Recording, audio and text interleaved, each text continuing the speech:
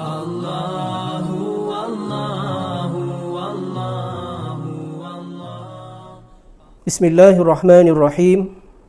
Alhamdulillahi rabbil alamin wa bihi nasta'in alladhi anzala al-Qur'an bilisanin arabiyyin mubin. Wassalatu wassalamu ala asyrafil mursalin Muhammadun khatamin nabiyyin alladhi afsah bin nutqi bid-dhad wal 'ain wa ala alihi wa ashabihi ajma'in. Assalamualaikum warahmatullahi wabarakatuh. Alhamdulillah, bertemu kembali dalam siri Renungan Ramadan episod ke-13 yang dibawakan oleh Pekdis Johor Bahru dengan tajuk perkongsian saya pada hari ini, Ramadan Madrasah Al-Quran. Muslimin muslimat yang dirahmati Allah sekalian, ketibaan bulan Ramadan Al-Mubarak kita sambut dengan penuh kesyukuran dan kegembiraan kerana bulan ini dilimpahi dengan rahmah, pahala, keampunan dan pembebasan daripada api neraka. Sedar tak sedar, kita telah pun berada di hari yang ke-13 di bulan yang istimewa ini. Antara ibadah yang disyariatkan di bulan Ramadan ialah memperbanyakkan amalan membaca Al-Quran, kerana Ramadan adalah bulan Al-Quran dan saling berkait rapat dengan ibadah puasa. Firman Allah Subhanahu wa taala dalam suratul Baqarah ayat 185 yang berbunyi, Syahru Ramadan alladhi unzila fihi al-Qur'an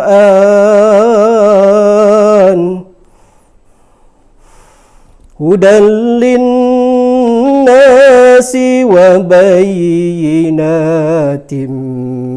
minal huda wal furqan.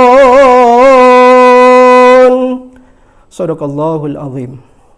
Maksudnya, bulan Ramadan ialah bulan yang di dalamnya diturunkan Al-Quran sebagai petunjuk bagi manusia dan penjelasan-penjelasan mengenai petunjuk itu dan pembeza antara yang benar dan yang salah. Rasulullah sallallahu alaihi wasallam juga menjelaskan kelebihan membaca Al-Quran dalam hadis daripada Abdullah bin Mas'ud radhiyallahu anhu. Nabi sallallahu alaihi wasallam telah bersabda yang bermaksud, sesiapa yang membaca satu huruf daripada Al-Quran, maka baginya satu kebajikan. Dan kebajikan itu pula digandakan sebanyak 10 kebajikan seumpamanya. Aku tidak katakan alif lam mim itu sebagai satu huruf, tetapi alif satu huruf, lam satu huruf dan mim satu huruf. Di bulan Ramadan ini, Allah telah menggandakan pahala ibadah yang kita lakukan berlipat kali ganda berbanding bulan-bulan yang lain. Bayangkan berapa banyak ganjaran pahala di bulan Ramadan yang bakal kita peroleh dengan melazimi membaca Al-Quran setiap hari 1 muka surat, 10 muka surat, apatah lagi membaca 1 juzuk sehari. Membaca Al-Quran adalah amalan sunat. Meskipun begitu, untuk membacanya, maka wajib hukumnya untuk mempelajari ilmu-ilmu yang berkaitan dengan pembacaan Al-Quran seperti ilmu tajwid, memperbetulkan makhraj, yakni cara sebutan huruf dan sebagainya. Alhamdulillah, kelas pengajian Al-Quran telah pun diterapkan ke dalam sistem pendidikan negara kita di peringkat sekolah rendah lagi.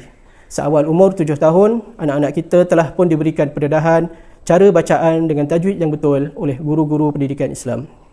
Para penonton yang dikasihi Allah sekalian, membaca Al-Quran dengan memperelokkan suara dan bacaan adalah satu perkara yang baik. Ianya juga adalah perkara yang digalakkan oleh Nabi SAW.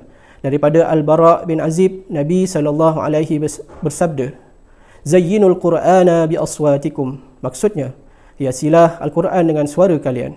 Namun begitu, bagi mereka yang belum lagi mahir membaca Al-Quran, digalakkan agar mencari guru yang mursyid, agar dapat dipelajari darinya perihal ilmu tajwid, makhraj huruf, waqaf itidak dan sebagainya. Masyarakat Islam seharusnya tidak perlu takut untuk mempelajari Al-Quran. Meskipun masih bertatih dalam mempelajari bacaan Al-Quran, ianya adalah lebih baik daripada mereka yang meninggalkan terus pembacaan Al-Quran dengan alasan tidak mahir membacanya. Dalam sebuah hadis daripada Aisyah radhiyallahu anha, Rasulullah sallallahu alaihi wasallam bersabda, Al-mahiru bil Quran ma'as safaratil kiramil bararah, walladhi yaqra'ul Quran wa yatata'u fihi wa huwa alaihi syaqun lahu ajran. Maksudnya, seorang yang mahir dalam membaca Al-Quran, dia bersama as-safaratil kiramil bararah, yakni malaikat yang mulia lagi taat. Dan orang yang membaca Al-Quran namun tersangkut-sangkut dan berasa susah, maka baginya itu 2 ganjaran. Imam Nawawi rahimahullah menyebutkan bahawa 2 ganjaran yang diperolehi itu adalah kerana pertamanya, ganjaran bagi pembacaannya itu Dan yang keduanya, ganjaran disebabkan kepayahannya dalam membaca Al-Quran. Muslimin muslimat, para penonton yang dirahmati Allah sekalian, sebagai rumusan daripada perkongsian saya pada hari ini, marilah kita bersama-sama berdoa agar Ramadan pada kali ini dapat membentuk kepribadian Muslim kita dengan berkat mendampingi Al-Quran. Semoga Al-Quran juga akan menjadi syafaat dan menolong kita di akhirat kelak. Ramadan adalah madrasah Al-Quran dalam diri kita, keluarga dan umat Muhammad sallallahu alaihi wasallam.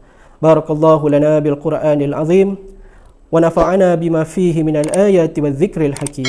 Wassalamu alaikum warahmatullahi wabarakatuh.